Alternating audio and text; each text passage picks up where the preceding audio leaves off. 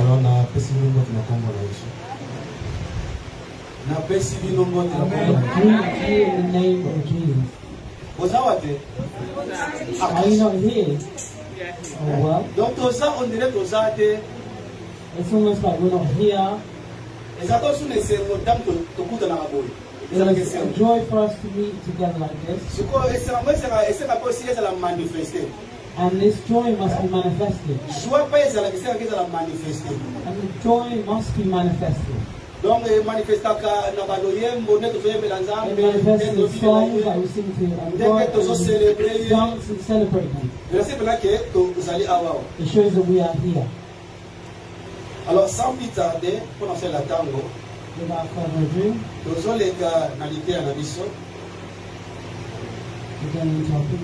Zambe a pambo la présence na yo. God bless your presence. Zambe ya solo a mona na malamu epai na moko na biso. God truly be found good within each and every one of us. Nebi kesi ko sambeli Zambe. And now we will pray to God. Alors tous soit si vous permettez na répéter texte tozotanga. Let me repeat the text of your reading. Verset pai tozali. Verse Novia. Bongo si bato avancer mbala moko. Donc il dit que thème de parler d'aller. You know that the topic that we're speaking about is quand irai-je et paraîtrai-je devant la face de Dieu? Tangu nini nakokende? When will I go?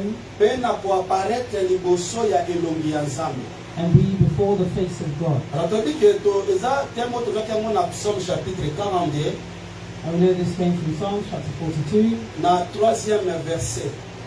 Third verse. Ezalaki cantique ya bana ya Corée. There was a song of the children of Korah. Oyo ezalaki besoin. That was a need. Que na répéter le verset et lui boye, mon âme a soif de Dieu, du Dieu vivant. Quand irai-je et paraîtrai-je devant la face de Dieu? It says, my soul thirsts for God, for the living God. When shall I come and appear before God? Donc, on a besoin de soumis d'ici matin. So we don't go back too far. We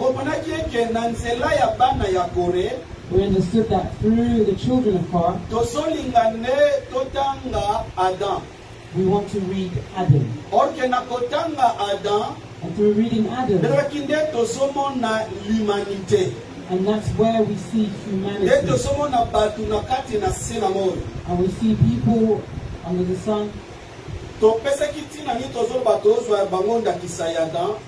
And we get a reason why we're taking we're showing them Adam.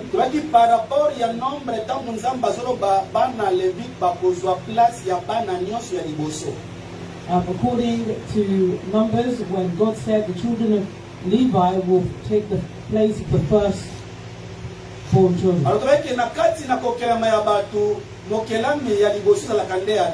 And in the creation of man, Adam was the first creation. And this need started with Adam. And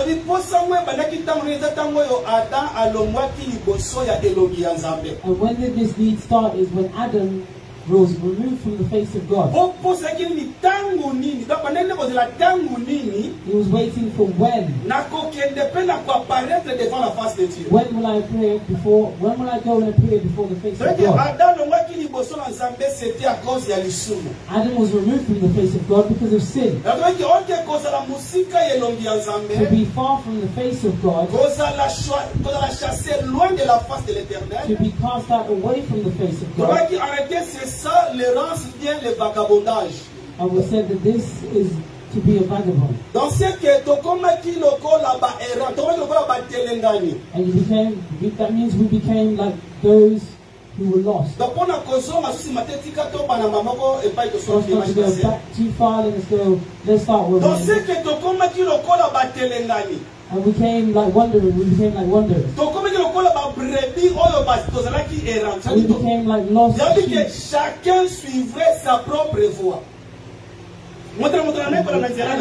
Everybody went their own way. And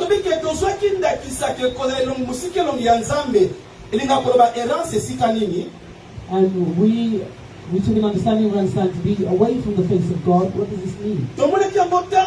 Nzambe azopesa Caïn et Tumbo. We saw when God was giving Cain Caïn azobaki Nzambe ozobenga nga musika ya elongi na yo. He said, Cain said, God, you are casting me far from your face. Nakokoma errant. He said, I will become. Alors oyo nyonso komona ngai akoboma ngai. And all that they will see me will kill me. Que par rapport ya Caïn Nzambe atiaki Caïn elengo po mutomona ya simba yeke. God put a sign on Cain, so whoever saw him would not kill him.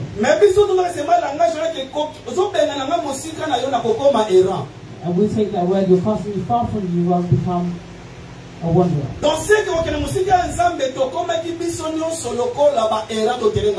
us to be far from the face of God, we became like wanderers. That's why Isaiah 53 verse 6. Nous étions tous comme des brebis errants, chacun suivait sa propre voie. Lost sheep. We became like lost sheep who lost their way. And everybody went their own way. That means we were far from the face of God. To come back to the face of God. As the sheep that were lost. If you read in Jeremiah, when God is speaking about the false teacher, if a sheep is lost, the sheep does not have the strength to return on their own, and they will not know the way back.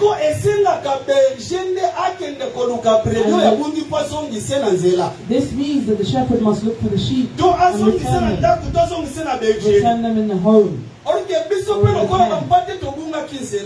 And we as a sheep were lost. The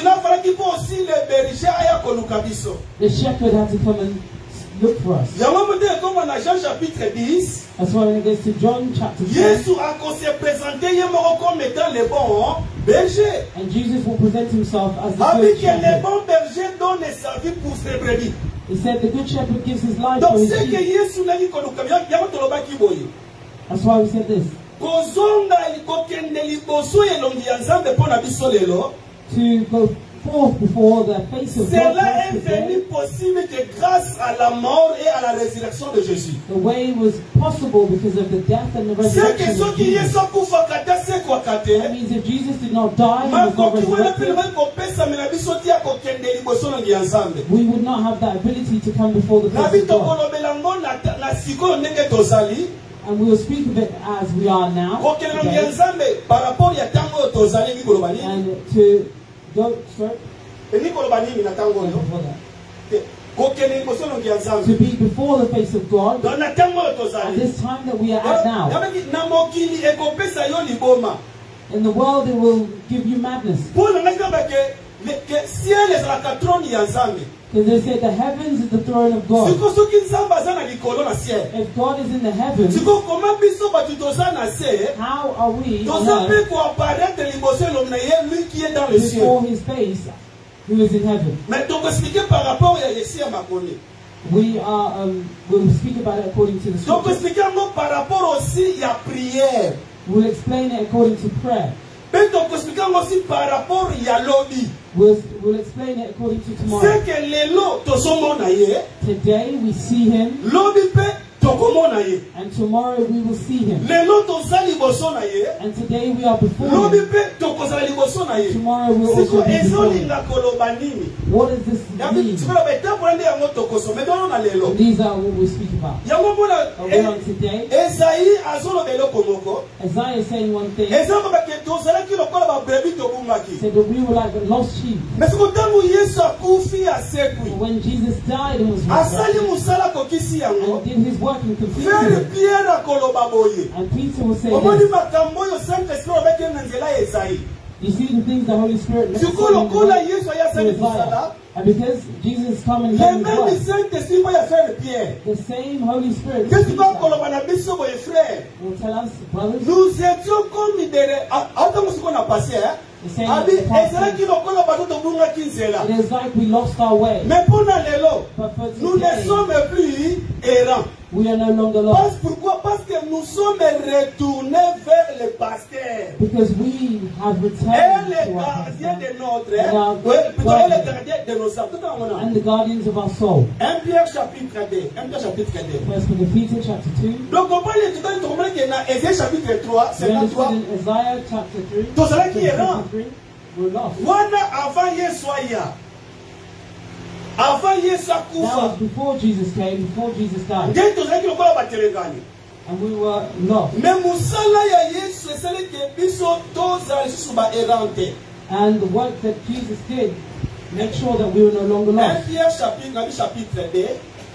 First Peter chapter 2. Tout va verset 24 à 25. Let's take verse 24 to 25. Mais toi, pour la conversion, tu vas dans verset 22. For understanding, let's start at verse 22. 1 Pierre chapitre 2, verset 22 à 25. First Peter chapter 2, verse 22 to 25. Dans les versets ouverts, lui qui n'a point commis de péché, lui on a ce qui, Who is that we that C'est Jésus. committed no sin? You know that's Jesus. lui qui n'a point commis de péché, et dans la bouche duquel il ne s'est point trouvé de fraude, Who committed no sin, nor deceit found in his mouth. lui qui injuriait ne rendait point des injures, maltraitait ne faisait point de menaces, mais s'en remettait à celui qui juge justement. Who when he was reviled, did not revile in return. When he suffered, he did not threaten, but committed himself to him who judges righteously. Lui voilà ce qui, c'est tout Jésus. Lui qui a porté lui-même nos péchés en son corps ou sur le bois, afin que mort au péché, nous vivions pour la justice. Lui, par les meurtrissures duquel vous avez été guéris. Who himself bore our sins in his own body on a tree, that we, having died to sins, might live for righteousness, by whose stripes you were healed. Je passe au verset 25. Verse 25. Car vous étiez, non, non, bien, donc, car vous étiez comme des brebis. On m'a dit, chapitre 53, verset 6. Nous étions comme des brebis errants. Tu vois, vous étiez comme des brebis errants. Mais, maintenant. Donc, on dit que c'est que ma cambe changé. Things have changed. C'est que ndenge tozala ki lobi. That means how we were yesterday. Libanda na Yesu. Outside Lelo na Jesus. kati na Yesu tozala su ndenge wana te. And today within Jesus we're no longer like that. Asi Yesu na basiko ezosala mandenge nini. How is this happening? Yango zomo nango na expliquer ça dit totama mais maintenant mais toso ne maintenant this toso na maintenant. We're speaking about now. Comment nous apparaîtrons devant la face de Dieu maintenant? Yango. Mais maintenant, vous êtes retournés. Vous êtes retournés vers les pasteurs et les gardiens de vos âmes. Ok, qui est le pasteur et le gardien de nos âmes? C'est notre Seigneur, Jésus. For you were like sheep going astray, but have now returned to the shepherd and the overseer of your souls. Au moins, il a verset 25. You see in verse 25, it hides two thoughts. Les pasteurs et les gardiens de nos âmes. To say that the guardians of our souls, it speaks about Jesus, lui qui est le bon berger. the one that is the good shepherd. And if you look at the second thought, you will see the ministry of the word, les prédicateurs de l'évangile, the preachers of the word. Said, obey those who lead you, because they watch on your souls. How do they do it? Not physically. The same way you sleep, the same way I sleep too. When you're walking, we don't follow you behind. c'est par rapport à la réalité upon your soul, it is because of the preaching that we preach to you. But for preaching,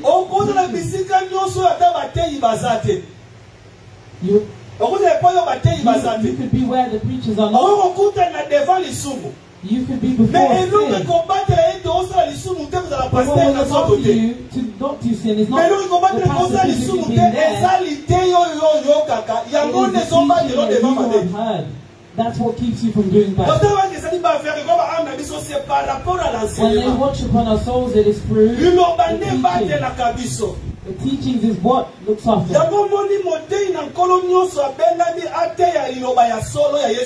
That's why all preachers have been called to preach the truth. The word of truth. The one that did not know any bad. But he became sin for us. But he took his sin. He took sin for us on the tree. And the tree is the cross. And how Jesus took our sin on the cross. So we could live in righteousness. And those of you who were far, who were strange, but now you've come back. The death of Jesus led us back. The death of Jesus led us before the The death of Jesus has led us before the face of God. That means we are no longer but we are like the sheep who have returned home after being lost. And Jesus did it through the cross. You see the things that Jesus did on the cross. For it to be complete in your life, for it to be complete in my life, it is when you believe in the gospel. The cross today. The cross today is no longer physical. We can't send you to go and look at the cross. But the cross today is a teaching, preaching. Salvation today is in the preaching. To return to Jesus. For what Jesus completed on the cross, for it to have a body within you and I. For me to say I have returned before the face of God. For me to say I am before the face of God. It is when I believe in the gospel.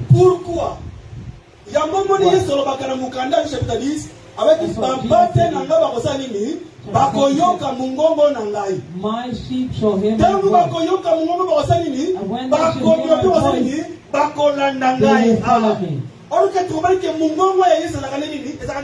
We understood that the voice of Jesus is the teaching. That's why last week we said this. Within Saul, we can see Adam.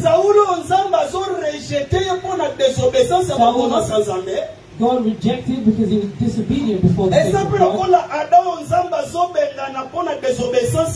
It's the same that Adam being cast out because of disobedience of the word. God separating or taking his soul away, taking his spirit away from him. And all that have sinned were prevented from the glory of God.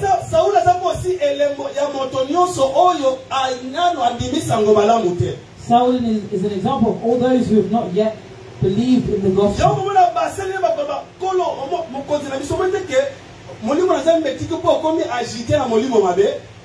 They will say the Spirit of God has left you because you've become troubled by bad spirits.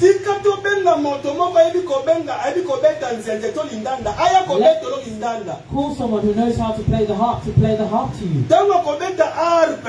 when he will play nde the yo harp, okozala nini soulagé. and then you will be cleansed. Donc c'est que pour Saoul azalaki agité na mauvais esprit, Because Saul was troubled by akoma bad soulagé, spirits, for him to be cleansed, esengelaki ayoka son ya he harpe. must hear the sound of the harp. Orke ngena azobeta son ya harpe ezalaki nani? Who was David. playing the harp? It was David. David azobeta ngo na maboko na ye. David was playing it with his hands. Orke David yelilingi azalaka. And David, the true David, Solo exists. David ya solo. Kolanda ante ezalaka nani Yesu Masia. According to the act of Jesus, Siko Yesu azosala musala moko lelo na maboko na ye. Jesus is doing work today with his Po hands, maboko lingape koloba musala. because the hands also mean to work. Orke lelo yo Yesu azosala au travers le ministère de la parole.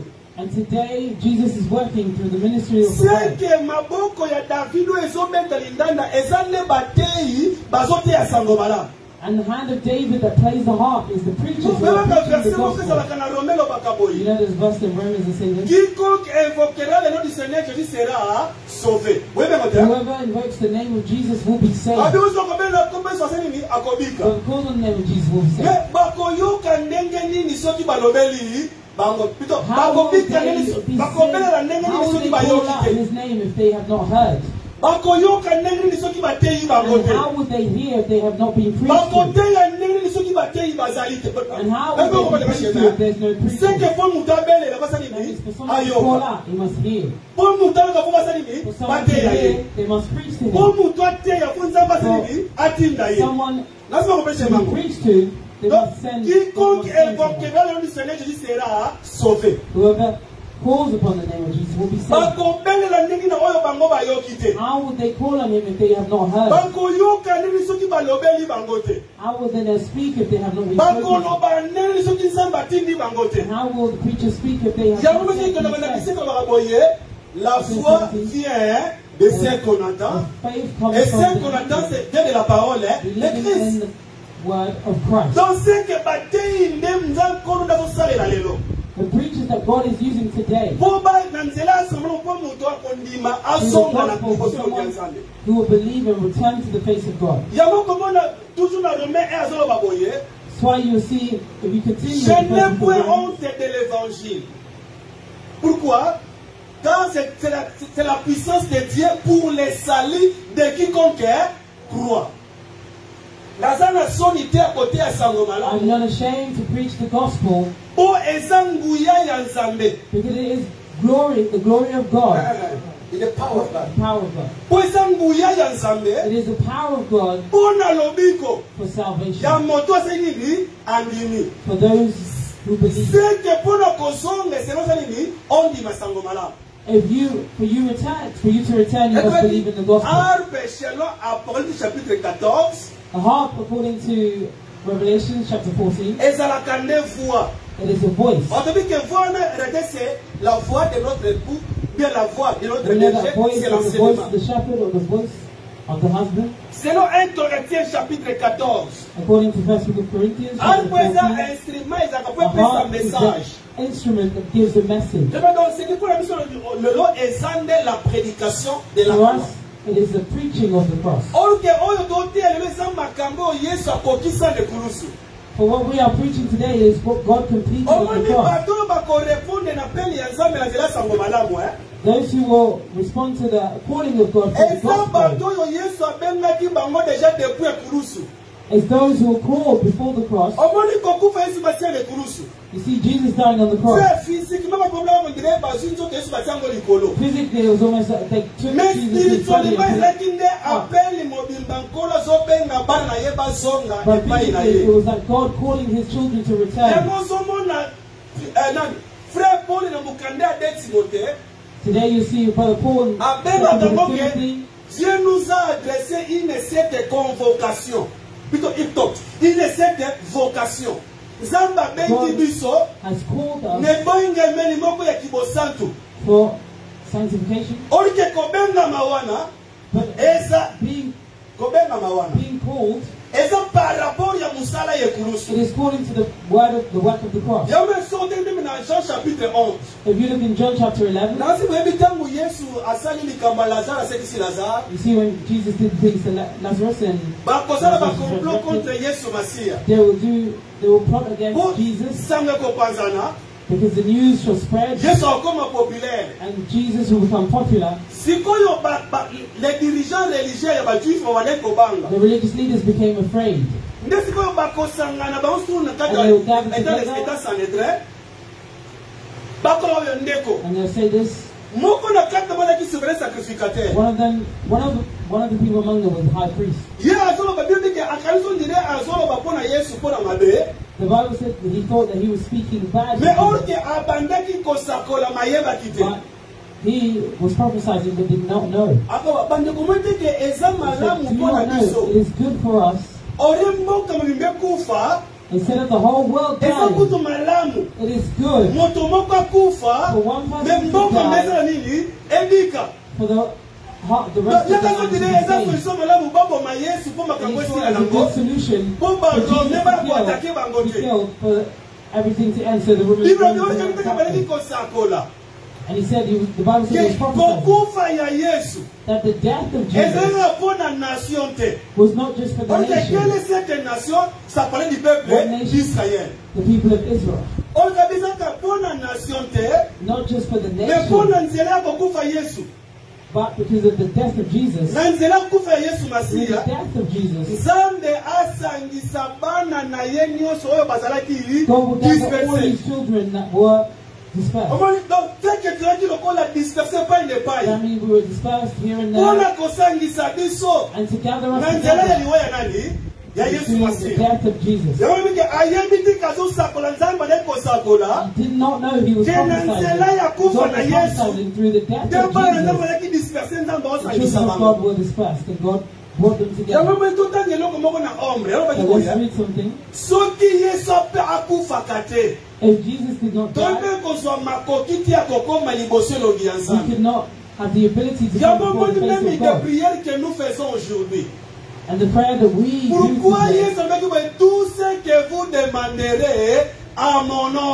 what did he say?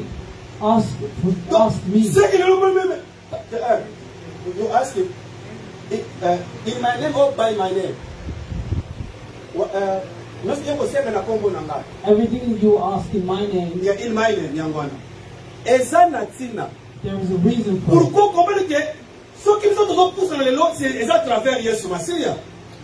So if we are here before him, it is because of Jesus. If God believes in us today, it is because of Jesus. God receives us today. It is because of the work that he did on the cross. If we take the part that is in the Bible, the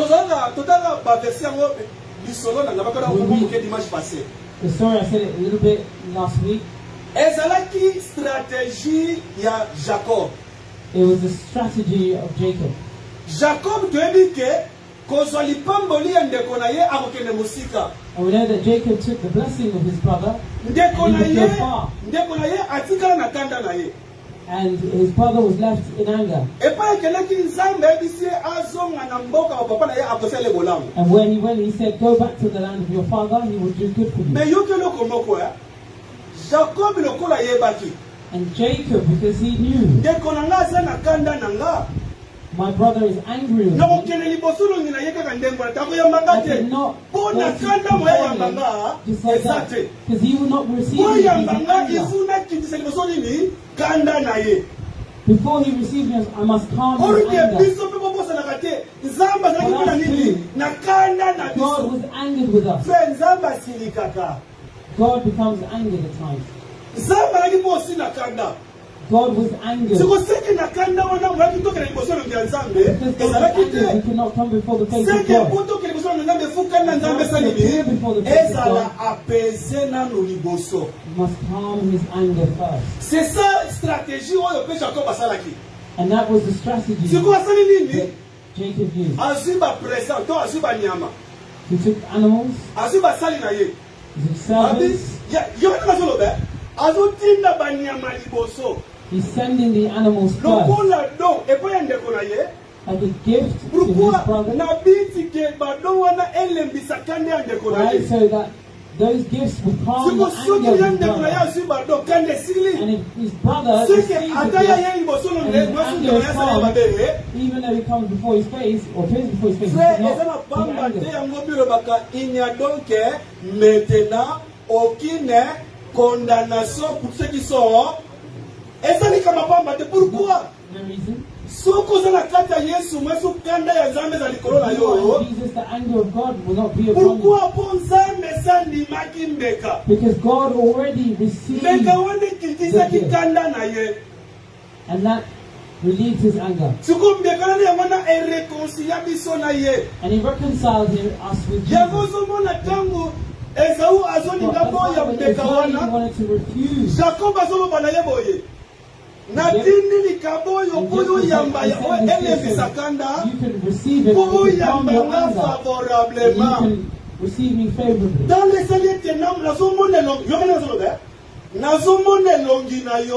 said, I see your face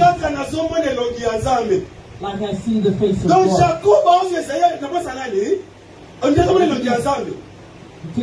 Jacob says that for us to see the face of God, like Jacob, you first had to give a gift. And the gift that he speaks about is not the gift that God received was Jesus on the cross. Genesis. I'll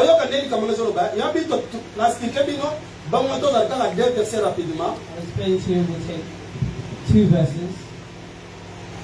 Genèse chapitre 32 verset 20. Genesis chapitre 32 Jean chapitre 32 verset 20. Et puis commence sur Genèse chapitre 33.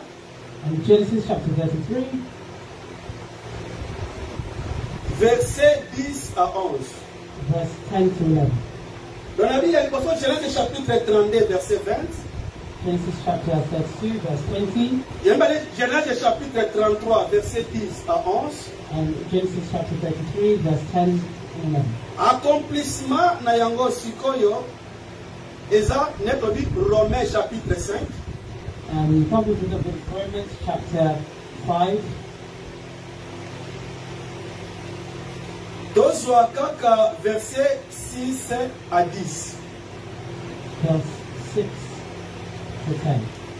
La Bible Romains chapitre 5 verset 6 à 10. Romans chapter 5 verse 6 to 10.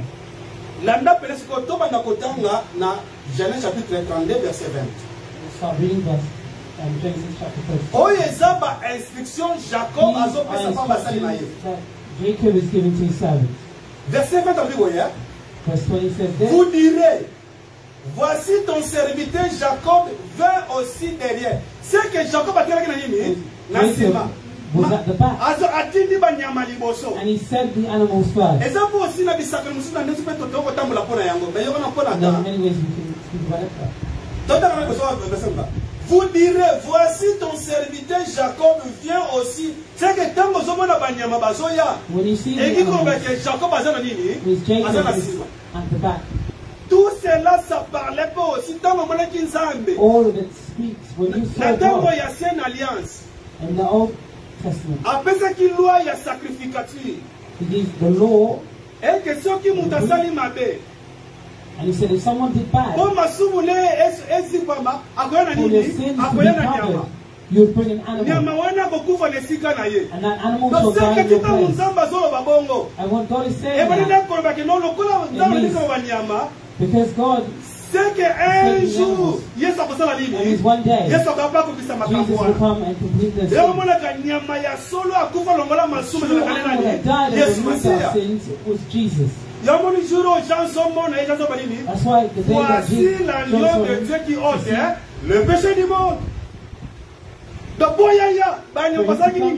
Dans le liboso, na angle on appelle ça. Mais on a petit d'autant pour aller. Donc, verset 21 de vous direz, voici ton serviteur Jacob vient aussi derrière nous, car il se disait, je l'apaiserai par ses présents. À quoi apaiser quand il y a un année, il y a des années, et ça où, la bien. C'est que Tina Yalikamo, et ça va pas qui dit ça kanda.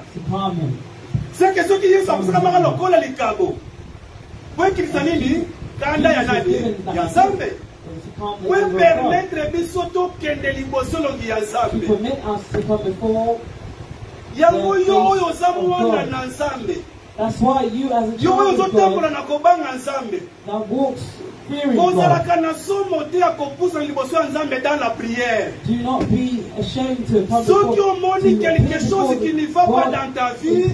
If something in your life is not going right, do not look for different ways. As a children of God, je lève mes yeux vers les montagnes d'où me viendra le secours. I will lift my eyes to the mountain and and the help will come from the Lord. That means our help comes from Jesus. And other things that are before me, I will not be afraid to appear before my Father. For me and him, there is no longer a barrier. He is no longer angered by me. He's not longer angered by me because he received the sacrifice of Jesus. I have the ability to appear before him and ask, and he shall hear me. Pour moi, m'approcher de l'Éternel et c'est pour mon bien. For me, the project of Lord, bien aimé, son côté liboso nzambe nzamba kusele lobo lamu. You appear before God. God will. Jalo mwana beti mukola liboso bo ezala ngoma bete koloba ndako na nzamba mona yo. It is not bad, like I said on the first day. Mais nzamba lamu koleka molimo no d'abord liboso ebika. But it's good for you to want your spirit. Boso ki molimo na yo ebiki déjà yebaka Bible lo bakaboye. Your spirit has been saved. Dieu nous a bénis par toutes sortes de bénédictions de l'Est céleste en Jésus. And God will bless you. C'est que si tu es en Christ, tu es déjà béni. You are already blessed. Et c'est que l'on dit que Nzambe zaboye. Alors dit toutes sortes. Said all sorts vous êtes bénis quelque sorte de bénédiction. Vous êtes bénis par toutes sortes. Par toutes sortes en haut. All types of blessings. Nous sommes des esprits spiritual dans un corps de la chair. Dans un minimum de la vie, na banzoto. And we have spirits. We also have bodies. If I'm inside Christ Jesus, all the aspects of my life, God will take. God is doing good in my spirit. And God also has that ability to save me if I am ill. And he has the ability to save my children if they're ill. And God will have the ability to find me work. He's a God that saved our spirits and has the ability to do all. Vous direz, voici ton serviteur vient aussi derrière nous. Car il se disait, je l'apaiserai par ses présents qui va devant moi. Yoka. Ensuite, je le ferai en face. C'est que pour Jacob, Mona, Esaü en face. Et voilà qui est Esaü en dimaliboson de peut-être m'accueillera-t-il favorablement. And also say, behold, your servant Jacob is behind us. For he said, I will appease him with the present that goes before me, and afterward I will see his face, perhaps he will accept me. That's it. Chapitre 33, verset 10 à 11. Chapter 33, verse 10 and 11. Verset 10. Jacob répondit, non, je te prie, si j'ai trouvé grâce à tes yeux, accepte de ma main mon présent, car car c'est pour cela que j'ai regardé ta face comme on regarde la face de qui? Donc, He said, I'm looking at your face, how they look at the face of God. There are many things in it. Mais avec à cause il y a ma pression. He said, take this present. That's what makes me look at your face, how they look at the face of God. And we take Isaiah in that image, and how we see the face of God today. And we're taking Jacob look like us. We're receiving the grace to before the face of God. According to this, because of the sacrifice that we did. Et Jacob lui répondit, non, je te prie, si je trouve grâce à tes yeux, accepte de mon présent, car c'est pour cela que j'ai regardé ta face comme on regarde la face de Dieu. Et tu m'as accueilli comment? Favorablement. And Jacob said, no, please, if I have now found favor in your sight, then receive my present from my hand, inasmuch as I have seen your face, as though I had seen the face of God, and you were pleased with me. Donc, He's comparing to see the face of Isaiah like seeing the face of God. Mais quand on a placé Jacob a aussi Jacob also became an image of Jesus the Messiah. That's why the day he became appeared before Isaiah,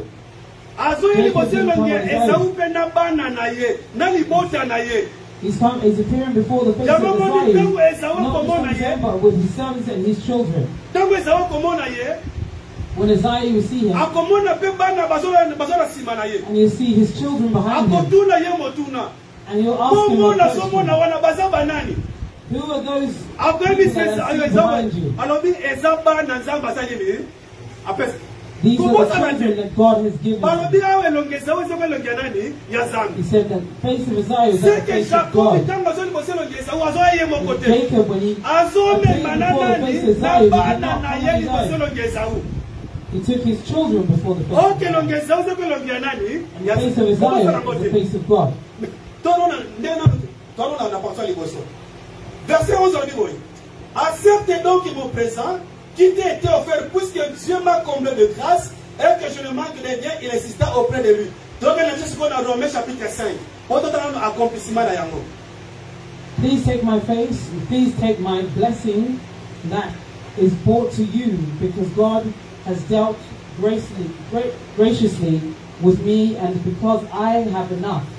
So he urged him, and he took it. Yango moni bien aimé dans le Seigneur. Kopesa catholique to lobaka boye.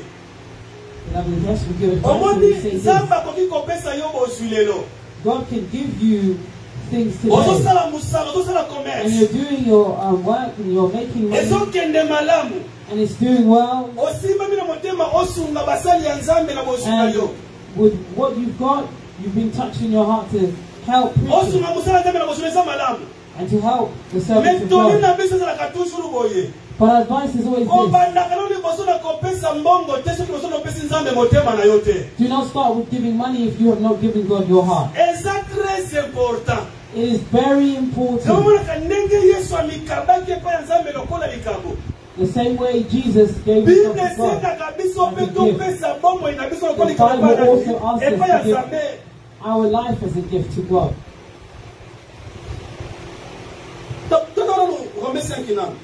Romains chapitre 5, Romans chapter 5, verset 6 à 10 pour Nathan. verse 6 and 10. Lorsque nous étions encore sans force, Christ autant marqué et mort pour des impies.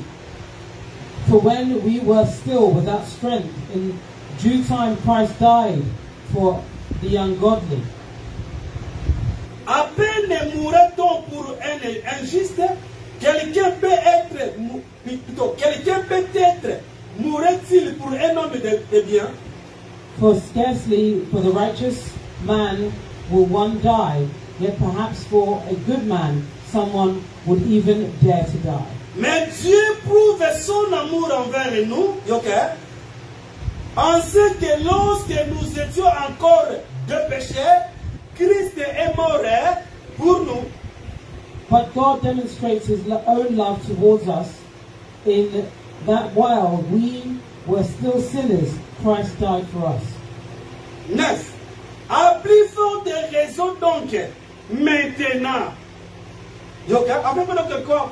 car maintenant que nous sommes justifiés par son sang, serons-nous sauvés par lui de quoi? De la colère. Anger of God. Much more than having now been justified by his blood, we shall be saved from wrath through him. Donc verset 10. Car si lorsque nous étions comment We will be enemies of God. How did we become enemies of God? Nous avons été réconciliés avec Dieu.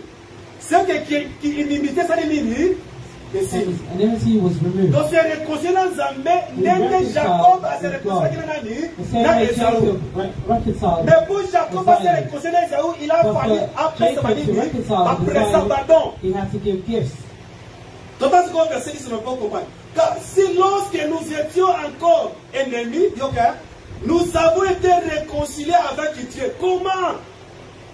Comment nous sommes réconciliés avec Dieu? Par la mort de son fils. Donc c'est que ce qui est ça pour facate. Moi qui peux canner les amis qui moi qui peux me sentir que les émotions de will not be able to appear before the face of God. Nous avons été réconciliés avec Dieu par la mort de son fils. À plus forte raison, étant réconciliés, serons-nous aussi sauvés par sa vie. For if when we were enemies, we were reconciled to God through the death of his Son, much more having been reconciled, we shall be saved by his life. And we understood through the death of Jesus, reconciled us with God. It put us back before the face of God.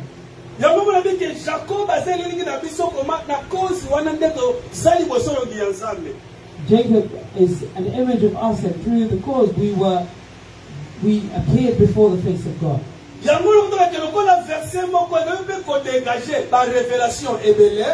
It is one verse, but it could also reveal other revelations. And Jacob to take the place of Jesus. He could be the image of Jesus who takes the children before or the children before the face of God. And Isaiah will ask Jacob, who are those I see? He said, these are the children that God has given me. If the children see the face of Isaiah,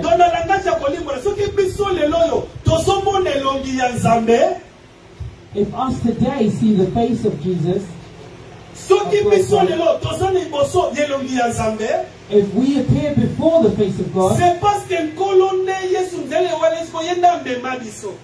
it is because Jesus has taken us.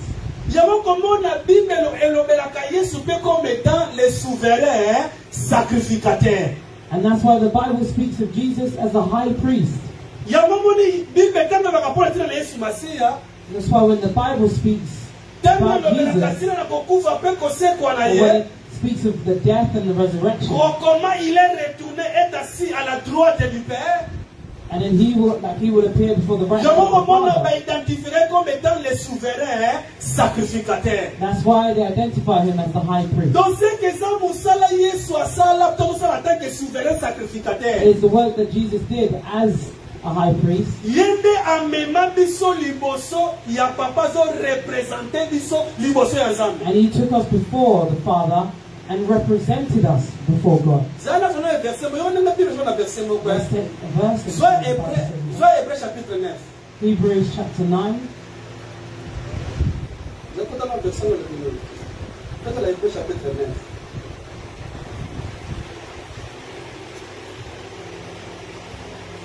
Hébreux chapitre 9.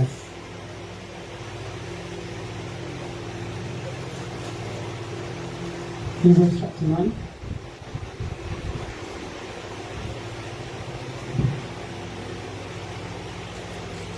Dans le verset 11 à 12.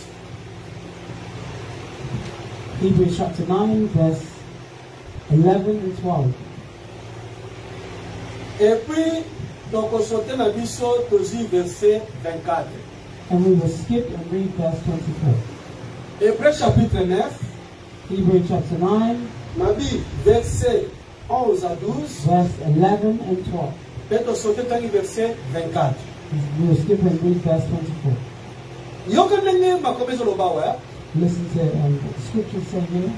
Mais Christ est venu comme un souverain sacrificateur.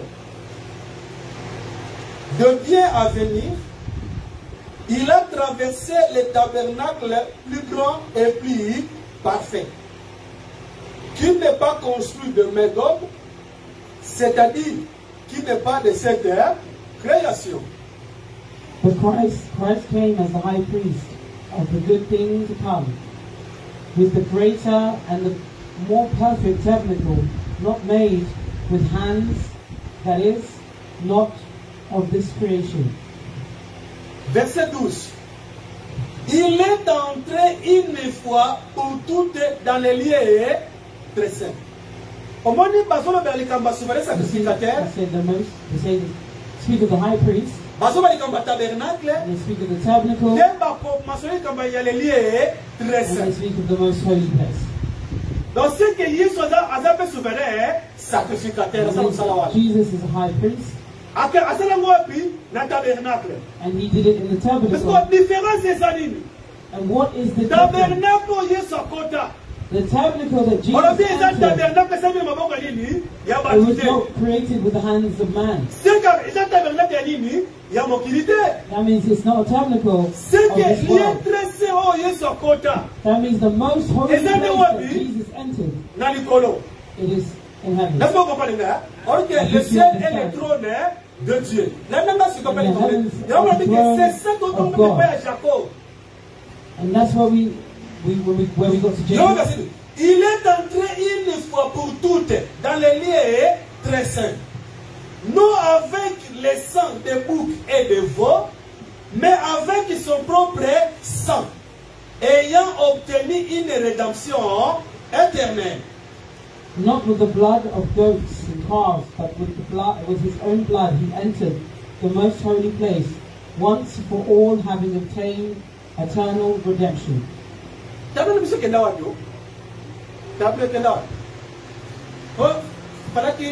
our Paul. We need to explain. We need to explain the high priest. In the tabernacle was a courtyard, was the holy place, and the most holy place. And we know in the most holy place, the Levites will not go there. The priest will not get there. The only one who had the right to enter the most holy place was the high priest. In the most holy place,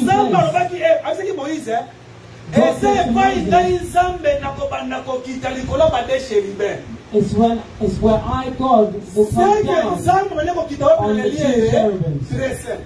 And God would come down in the most holy place. But no one else could see him.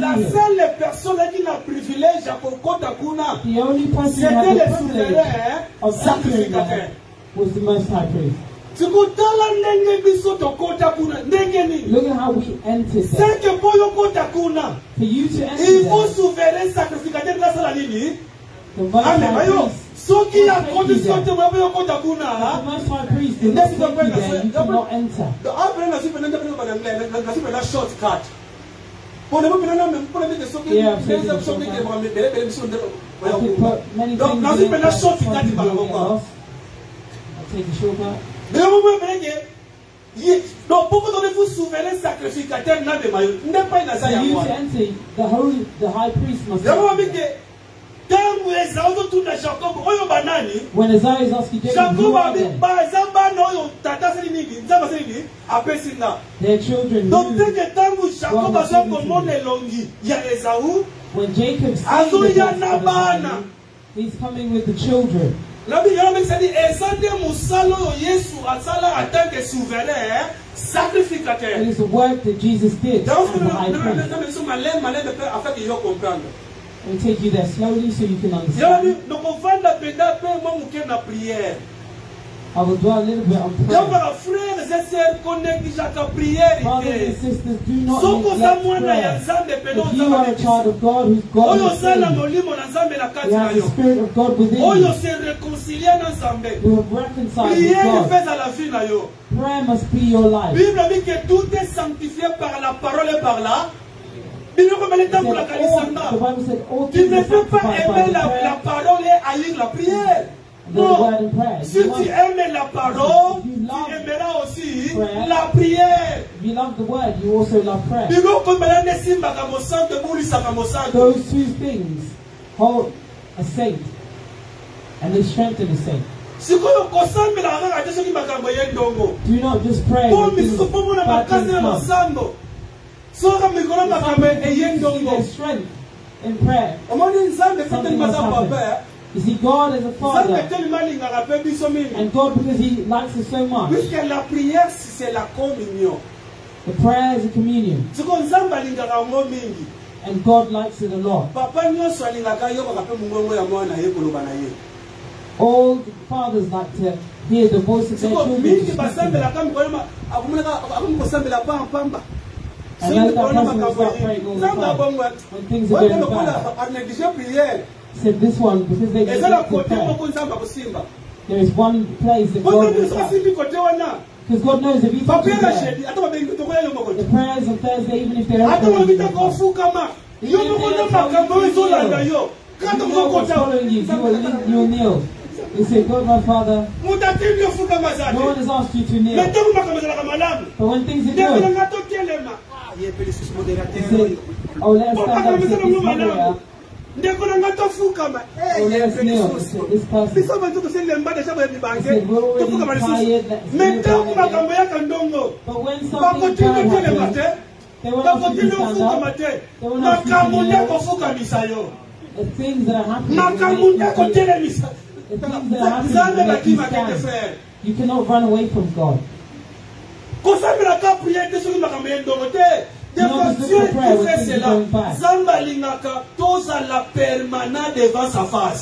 God likes us to be permanently before His face. In two aspects, in fearing Him and in prayer. Why? Because the barrier has been removed. We've already entered His presence. Il aime que nous puissions demeurer dans sa présence. He loves us before His presence. In fearing Him and in prayer.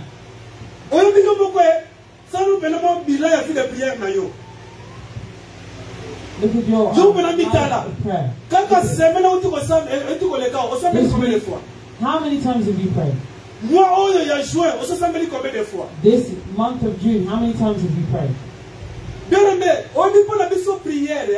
For us, prayer, it is not a commandment. It is not tiring. La prière, c'est une vie. Prayer is your life. La prière, c'est une vie. Prayer is your life. Donc, c'est que au moment où na papa na mobali na yo. You see the same way you are with your husband, your wife, and you talk to each other, c'est de même avec Dieu. Et ça, with God, cette communion, ça malamu yo nani. to show that there is a good communion between you and God. Zamba lobelaka biso. God speaks to us, Biso pe to sala nini? To na pa Nzambe. and we speak to Him. Dieu parle tantôt d'une manière tantôt. So God speaks in many ways. Même dans terme, Zamba salini. And the way that I'm standing here, Dans God l'autre is speaking. tantôt, Zamba fait son message. And Zamba when you salini. dream, God gives you a message. Aussi vision, Zamba salini. You receive a vision. Ba vision prophétie, Zamba salini. C'est ça God ce gives you a Dieu qui parle. prophecy. God Des is fois, speaking. Dieu parle dans le silence. God N'a pas vraiment speaks in audible. silence. And voices that are Ouais, même si c'est ça. Non, heard. là, Nzambe. Parce que non, comment va être Nzambe? Ouais, parce que si on va pas Nzambe, faut avoir un mot makasi. Wana nanga. Some people like to hear God, there has to be a deep voice. Makayabo. Yokanga papa na yo. Bien aimé. Ba misu de Nzambe solo bela ye maloko But discerner. there's some people God is speaking to them, but they Dieu parle they are même not dans le discerning. silence. God speaks Ouais, in mais si tout le silence. temps sali, hein. You see, À in the part time des that we songes, are à part des visions, apart from Nzambe dreams and visions, amadisaka ba message na kati ya mitema na biso. God lifts messages within our hearts. Et comme c'est Dieu qui produit à l'homme les fleurs de haie, ofandi kaka boye, Sitting here, oyoki na kati na yo, and you hear within you. omoni ndeko wana songolo. You see that person. Olebaki te zubane kaza malamu te. Didn't you see that? That God person was elapona well. Pray for Muta him. yebisi yo te. No one has Yo asked you. komona ngo lokola makanisi. You will see as if they are thoughts. Eza makanisi te. Eza Nzambe koloba na yo mondela pona ndeko wana. Kuselaka fo odile kaka te. Pray for that person. Oyandi ya momoni mingi basala bato ya ba vision bada parole la You see, some connaissance. people have the gift of vision. Baina no kosalela yango te. They give the word of understanding. Oyandi But ekozo if you don't know how to ofandi use ya it, yo moko. you could be sitting here Mozo on ka your own. tondile ndeko moko azotambole. You hear like someone is Akutani likambo moko walking boye. and that something happened. Makasema ya mabe euti wapi yango? Said, where did Yo that se thought samba come from? kanisi ya mabete. Not all are Samba bad thoughts. peso message pona ndeko wana. God has given Jambo na you ndefesala bakaboye. a message for that person. Nakupita na bengi okende wapi yango? I understand. I thought Nakuti you na were sabo good. ye na bonga mapona ki I'm preparing obi to go. mate. Say, don't go. Kabla mna kumba kile kama moni ndio obi mate kwa tambola ni kama pesa nini e come. I thought like you C'est went to walk Dieu and qui something parle. happened. It is God speaking to you. Un jour, parce que nous comment koyoka Nzambe. Pour papa miso. One day I'll show you how you hear Ya God. même somone e pesa ka jalousie la kata. Ye pesa. Tikala yoka Nzambe ye. Aka Nzambe de minango. They hear God. How do they So hear because God? we don't know comment get defend Nzambe lobela kayo. Mais yo no la If we kesa explain sini. it, you understand God speaks to you. Ya mamu soko You do not hear. et puis son jalousie te. C'est comme Nzambe lobelinga. Parce que Dieu parle. God, if God, someone says God has spoken to me, because God speaks. Nzambe matisaka maloba na mitema na biso. God lifts words within Nzambe our heart. matisaka ba vision na mitema na biso. God lifts visions. Nzambe matisaka ba posa na mitema na biso. Yo no mona God te. lifts needs in your heart. Frère moko One sen at a moko time. mosambela kana kala na Afrika bosa na kutu ye bosola kala. A sister that used to pray Mo with bela ke God, bosati na kati na yo and you feel tingana. within him, Na tingana ta mo $20. Asengi and yo you te. say $20. Ofandi He yo hasn't moko. asked. Mais Dieu t'a inspiré. You, Ndeko moko God ya baka inspires kala tingana ye you. $20. Someone, Suko you tango need so benga ye God, boye. Tingani send them $20. na tolo $20 waseki no abi ndeko na baiso kyo ye baki. Oh, I send you £20 in Western Union. Bosa na ye. Bosenga na ye. If only Ye you neme knew. Nzamba sala kabiso de fanatele ya What bantu. they want, God, Ezu ye kuna sele ni asala pasa asala posa $20. that person might be Asala ni suffering. Nzambe pesa And ka need the $20. $20. Ona pesa mwana They say, traitement. God, please, $20 ko uta likolote. Nzamba ye ni yo sana Londres. and God knows that it won't come from Apesa yo musala. God $20 ya knows fer wana ser wana. that $20 Nzamba ye ni de ko for uta that pana sister or yo. brother, God knows it will come from you. Yo ba to ko bi ma sœur. And when you call Soko that ye person, baki. oh, Utu sister, mwana it's so only bela you, wa pesa meki Nzamba pesa the na child is $20 ill, pana I pray to traitement. God to Mais give me qui t'est $20. inspiré cela? But who inspired you to do that? Eh bien, je vais expliquer, mon frère, ma sœur, Dieu parle. And one day I explained to you, God speaks. Surtout dans les secondes d'attendre que ton combat devant sa présence. Demeurer seulement dans la présence de Dieu. Au moment où on a vu Nzambe. You will see the goodness of God.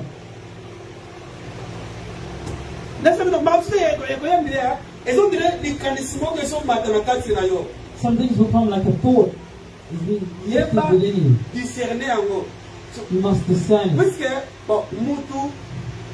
Plus on sent les lignes, plus éco-familiarisé. The more you're doing it, the more you will familiarize yourself with it.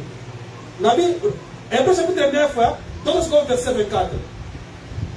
Hebrews chapter 9, verse 24. Verset 24. Verse 24. Donc, tu comprends que dans les liens We understand that in the most holy place, the high priest would enter. Jesus also came as a high priest.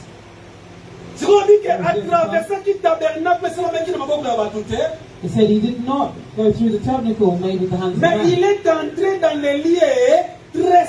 but he entered the most holy place. It's not the tabernacle on earth, but the one in heaven. That means in the presence of God, devant le trône de grâce. Before the throne of grace. Verset 24.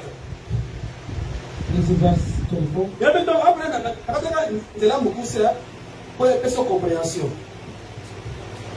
Verset 24. Car Christ n'est pas entré dans un sanctuaire fait de mains d'hommes en imitation du véritable, mais il est entré où?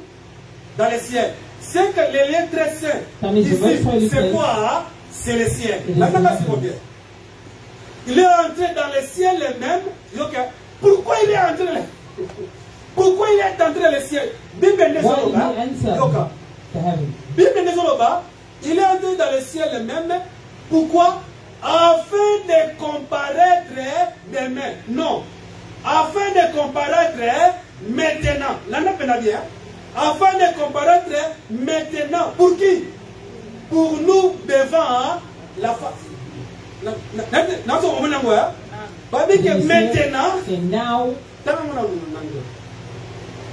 For Christ has not entered the holy places made with the hands, which are copies of the true, but into heaven itself, now to appear in the presence of God for us.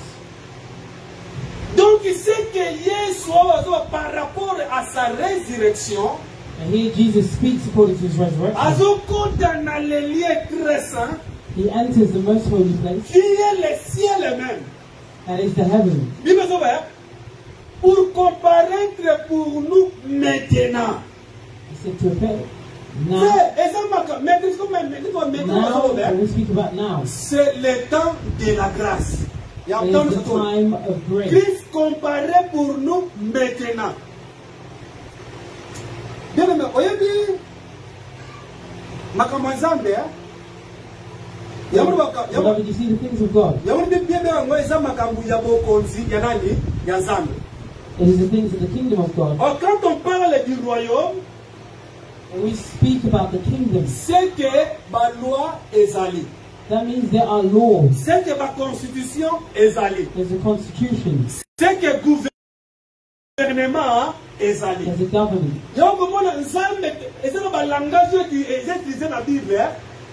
There is language that is used to show that the kingdom of God is a kingdom that is well organized. In the world, there is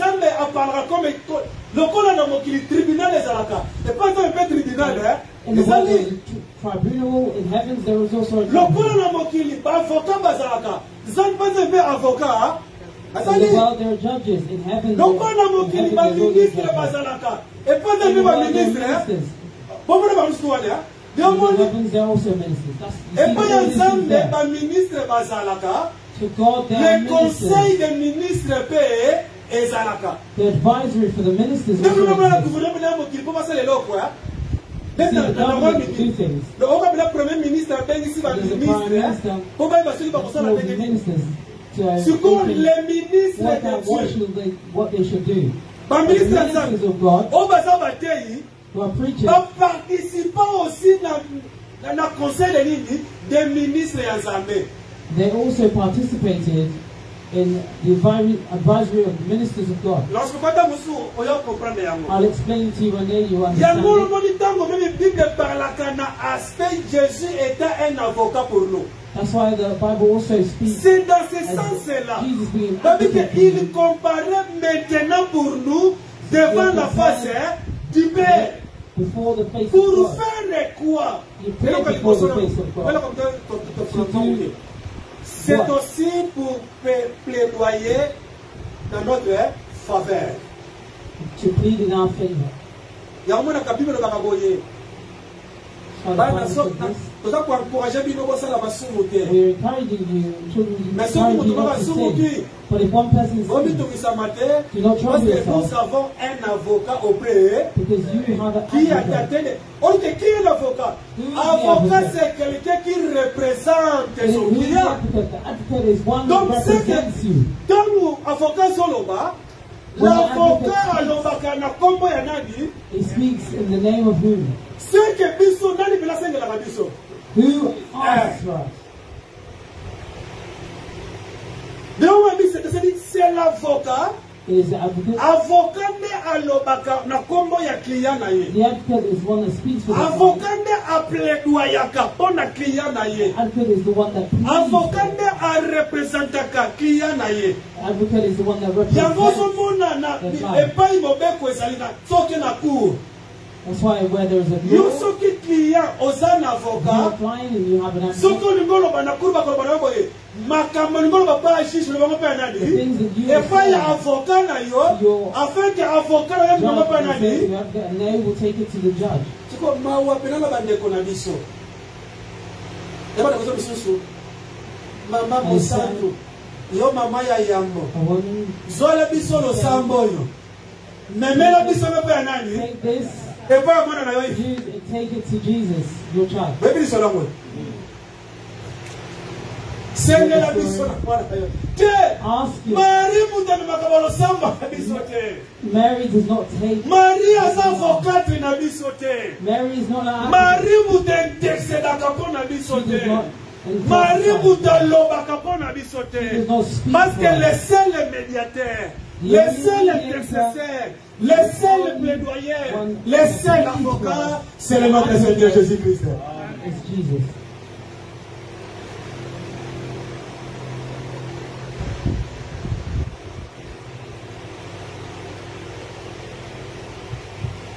Là, non, parce que azo pousse na liboso ba po na biso lelo. Say that he appears before God for us today.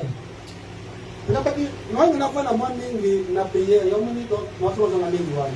I want to dwell a little on prayer. Donnez na pesa yo pour ça ya prière. Let me give you the want to Parce que pray. c'est exact désir au fait dans le thème ya mwana na It is a Dieu. desire that has to be in the heart of all the children. of Comment God. peut-on se dire un mot sans la tête puis on a fait tout ça à l'aise. Tout ce qu'on a dit pas How can you spend 1 month without praying and the Spirit yo within moko you is penda at au peace? sans la tête. Nanda yo You're not moko. praying on your Mais own on at penda home. l'aise. But Mon the livre moi Spirit sans is nous at sommes peace. l'autre côté. Tout sur la And the Holy tête. Spirit says nothing to you. No.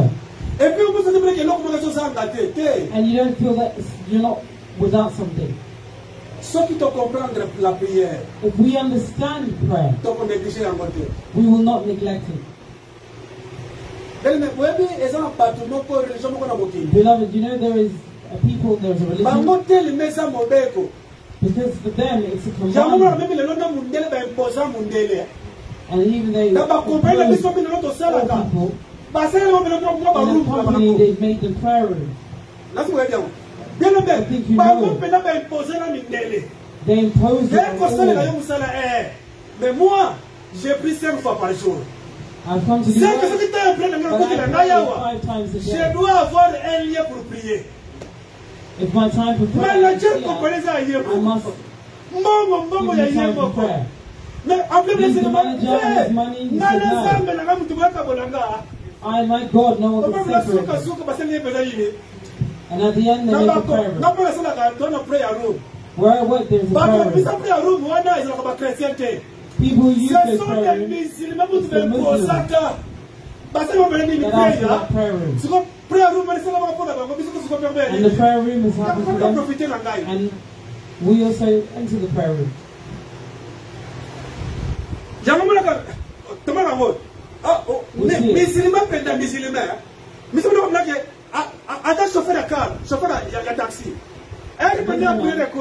When it's time for prayer, they take us to park it, and it goes to the car, takes out the car, and it has a couple. If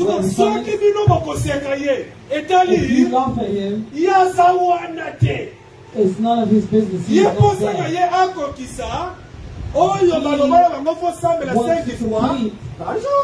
His need was just to pray 5 times a day. They are doing that to their God. But for us, the Bible says that was spilled. It's spilled to purify us. C'est que pour nous tout ce que nous faisons, non pour nous forcer, non c'est parce que nous comme Jésus sauvé, comme le sang de Jésus m'a purifié, je fais toutes choses par une bonne conscience. Purified you. The things of God we do because it's a good conscience. Because of our good conscience. Pourquoi il faut sembler bâtir nos sembler? Why is it before you pray, you ask to pray? What about your conscience? You will come to church for you to stand up. I don't know if you feel it. So there's a prayer. And something within you is telling you, stand up. Do you not hear it on your own? Do you not hear it? Président le ministre va te le matin. Mais comme c'est le temps de la prière, c'est le temps de la at the time of prayer, yourself within you is saying stand up. And for you to stand up, the first thing is they look left, they look right. Everyone is sitting down. Why should I stand up? Because I'm full of it is something that you do with your God.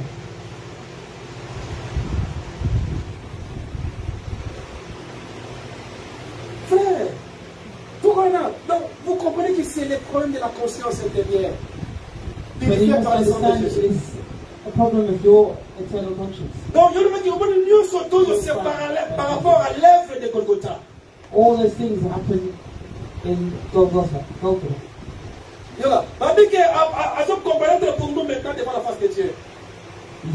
pleading before the face of God first. Comme étant souverain sacrificateur. As a high priest. If we go back to the Old Testament, when God is speaking about the high priest, the one that will enter the most holy place, the image, looking with humility.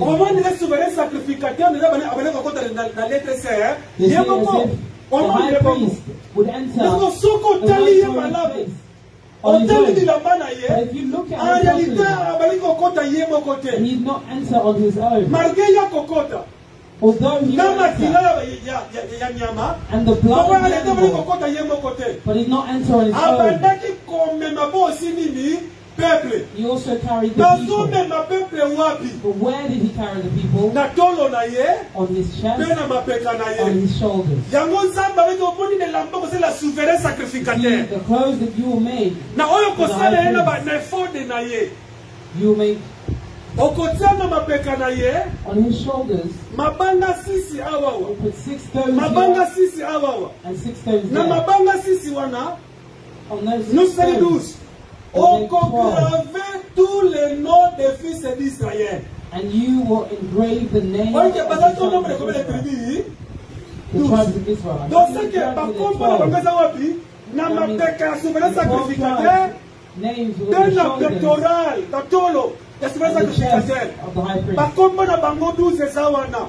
contre, c'est pour souvenir. Donc, c'est que, when he enters before the face of God, he's also taking the names of the people before the face of God. Because he was a true high priest, when he went before the Father, he did not go on his own. And that's what I want to explain to you now. Mais pour comprendre la connexion dans l'alliance, on a besoin de la Bible. Old Testament, for those who like to read the Bible. Faisons Exode chapitre 28. Exodus chapter 28. Let's stand here for today, with the grace of God. Continue. Dans le Bible, Exode chapitre 28. Exodus chapter 28.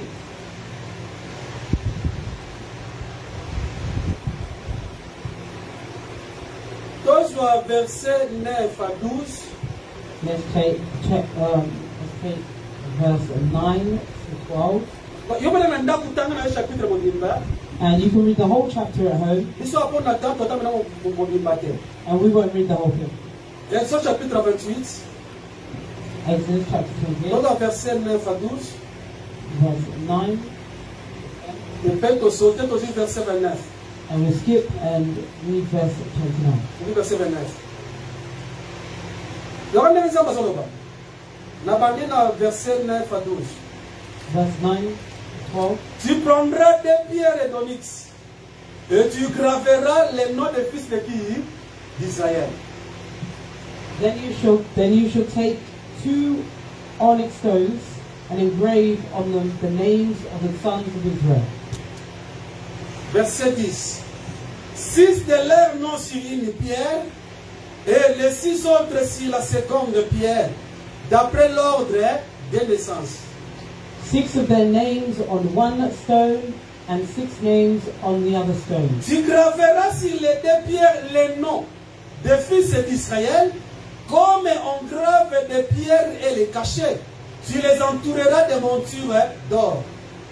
In order of their birth, with the work of an engraver in stone, like the engraving of the signet, you shall engrave the 2 stones with the names of the sons of Israel.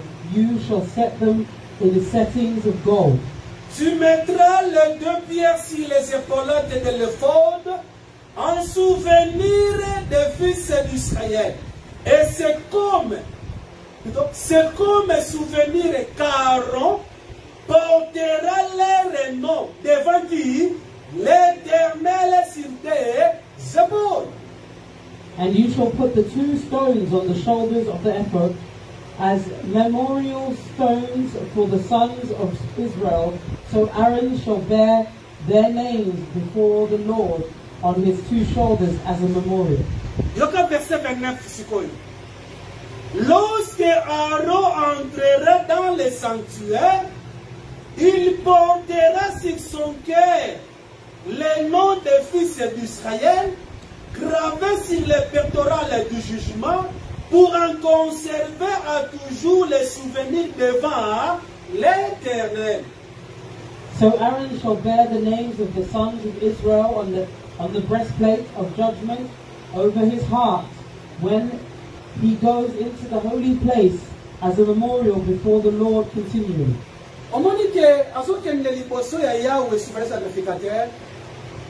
You see, he's going before the Lord. Jesus, I said,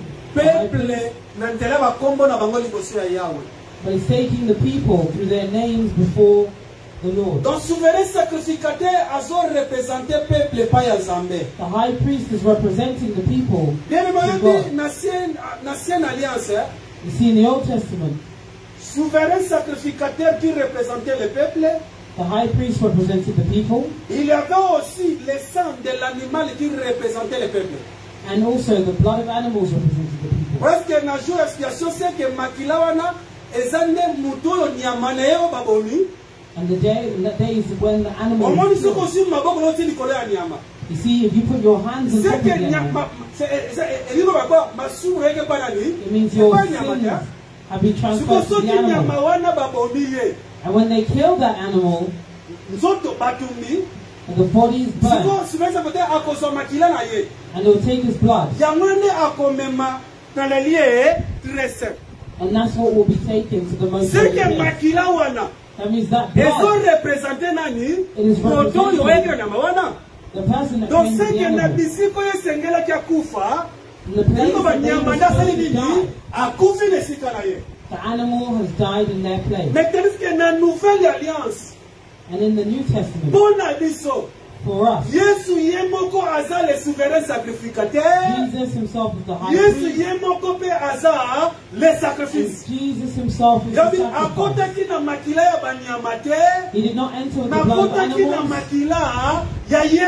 He entered with his own blood. We'll come to explain it. We understand that we are entering before the and the high priest is taking us. And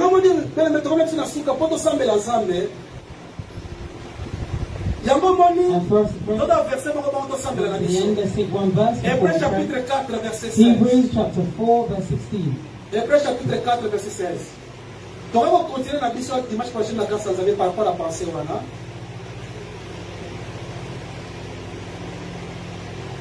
Hébreux chapitre 4, verset 16. Hebrews chapter 4, verse 16. Bientôt tourne à verset 15, verset 15 à 16. Verse 15 to 16.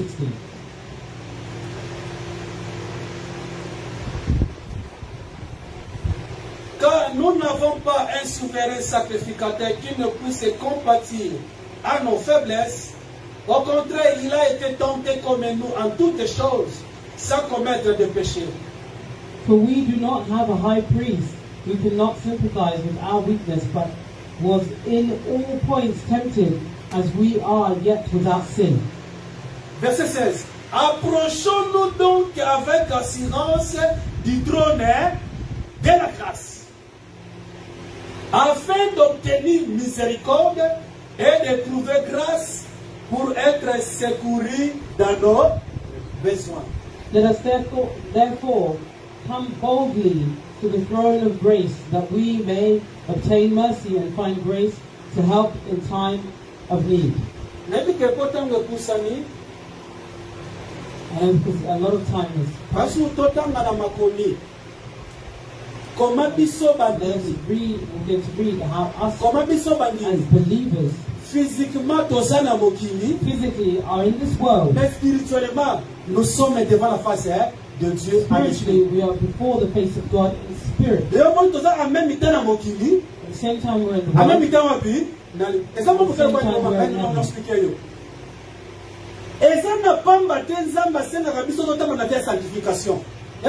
by no reason at all that God asks us to walk in the life of sanctification, because we are in the heavens and on the earth. What is in the heavens? It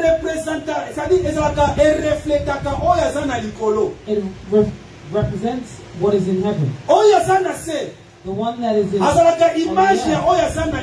It is an image of what is in heaven. What is in the earth does according to the one that is in heaven. The earth, the one on earth, does not lead the one in heaven. The earth does not lead the one in heaven, but the heaven leads the earth. The ground does not lead the earth. The heavens leads the ground. If we are in heaven, you are the heavens. Must be led by the one in heaven. That's why God asks us to walk in life of sacrifice. If we are before the face of God, God Dieu est is saint. holy. Dieu, Holy. Aza 3 fois saint. Maza saint, saint, Holy, saint. holy, holy. Tu vois, ce que ça devant sa présence. Donc, c'est que yo, on a mon kiliawa. Tu dois aussi marcher dans la vie à quoi? La sanctification. If you're on this earth, you must walk in the life of sanctification. Tu vas dans le wana. We'll get to it. Je ne peux pas dire ça bien aimé. Listen to everything in here. Donc, pour la souverain sacrificateur. Because we have a high priest. Oyo ayebi bapasi na biso. The one that knows our pain. Oyo amekamaki pe lokola biso. The one that was also tried. Mais quand il tenté à longaki. But he was tempted and C'est victorious. quand il peut tenté à ça on a pas kolongisa biso. Even if we are tempted, he's there to make us Yamana donc victorious. ça na devant le trône de la grâce. Let's come before Avec the throne of assurance. grace with assurance. Pona nini? Why? Pour notre miséricorde. So we can receive Et mercy même tout la assister à besoin na biso. and we will be assisted. without need. Besoin na yo eza nini na pokwa lelo. What is your need this afternoon?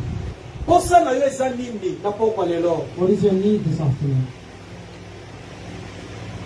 Tellement likolo poto sambela nzambe. Stand up so we can pray. Nous avons quelqu'un qui peut